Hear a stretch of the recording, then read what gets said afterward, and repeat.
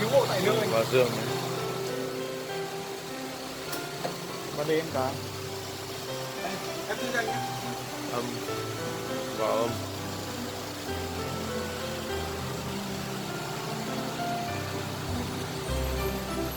Tiến hành đề đấy.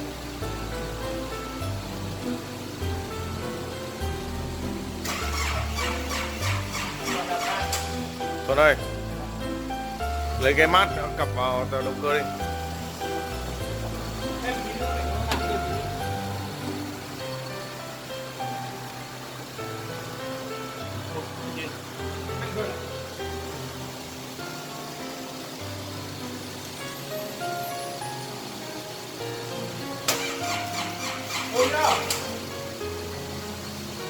Kẹp vào chỗ nào chắc chắn vào.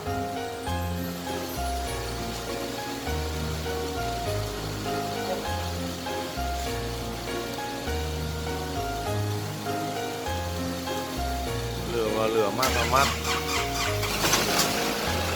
Ok. Rồi tháo cục bắt cặp tờ dây câu ra.